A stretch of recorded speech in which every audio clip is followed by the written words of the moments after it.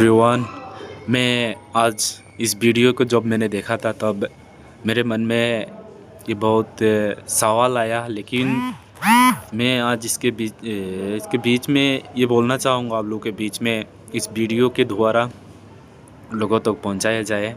I love Mohammad बोलने से एक देश नहीं चलते हैं, या किसी को नीचा दिलाकर किसी को ऊपर दिखाकर ऐसा ये देश नहीं चलते हैं। ये देश चलने के लिए एक महत्व लोग जो होते हैं उनके द्वारा ये देश चलते हैं। मेरे भाई, मेरे मित्रों, मेरे दोस्त, अस्सलाम वालेकुम एवरीवन।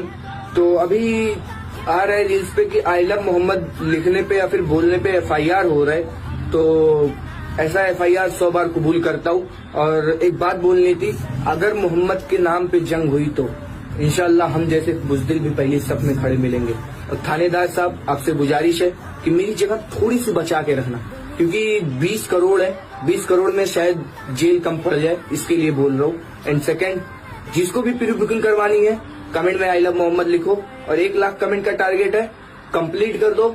आई लव मोहम्मद रसूलुल्लाह सल्लल्लाहु ताला अलैहि वसल्लम। मैं जिशान खान, मैं अपने इंस्टा चैनल पे एक वीडियो अपलोड किया था कुछ दिन पहले, जिसमें मैं मतलब हिंदू मुस्लिम के विवाद के चक्कर में चल रहा था। अभी बरेली में जो मामला हुआ है यही सब मामला था। तो मैं आई लव मोहम्मद पे वीडियो अपलोड किया था, लेकिन उसमें मैं कुछ ऐसी बातें बोल गया जो मुझे नहीं बोलनी चाहिए थी, और उसमें मैं बहुत शर्मिंदा हूँ।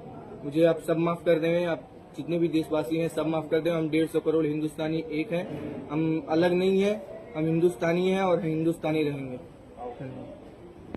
आपने देख लिए होंगे, इसी से समझ जाओगे बहुत सारे कुछ, लेकिन मैं इनके बीच में और थोड़ा कुछ बोलना चाहूँगा, क्योंकि इनके अंदर में एक जहर फैलाता है। और वो लोग होते हैं कौन? मुल्ला लोग।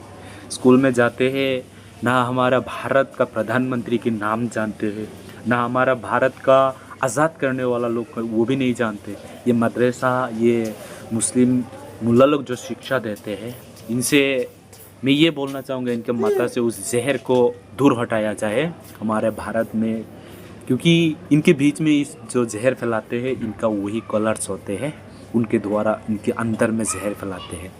तो इसी तरह, क्योंकि कुरान में मैं आप लोग के बीच में कुरान 3 नंबर सूरा कहते हैं, सूरा का नाम है अल इमरान, और उसका इंग्लिश में इसी तरह भी कहा जाता है, फैमिली ऑफ इमरान भी कहा जाता है इसको। इस सूरा को 3 नंबर सूरा आयत 28 में इसी तरह लिखते हैं, अध्याय भी कह सकते हैं या आयत के उसी को कह सकते हैं। वहाँ पर 28 में इसी तरह लिखा है, तुम अनविश्वासी जो मुस्लिम नहीं है उनके साथ कोई रिश्ता नहीं रखना है, कोई दोस्ती भी नहीं रखना है उनके साथ में। अगर हदीस की तरफ से अगर हम देखेंगे, मैं इतना तक बोलना नहीं चाहूँगा, लेकिन हदीस से इससे भी बढ़कर लिखा है, लेकिन कुरान इसी तरह कहते हैं उनके साथ कोई संबंध, कोई रिश्ता, कोई दोस्ती भी नहीं रहना है। इनका अंदर में इसी तरह जहर फैलाया जाता है मेरे मित्रों।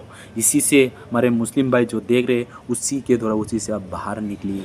ये आपका ज़िंदगी नहीं है, ये आपके इस संसार में उस परमेश्वर, उस प्रभु ने जो आपको दिया है इसी तरह जीने के लिए हमें नहीं दिया है। उस अंदर से अपना दिमाग से उस जहर को फैलाइए और हटाइए, अपने जहर को हटाइए, और अच्छा एक इंसान, एक भारतीय, अच्छा भारतीय बनने के लिए कोशिश करिए।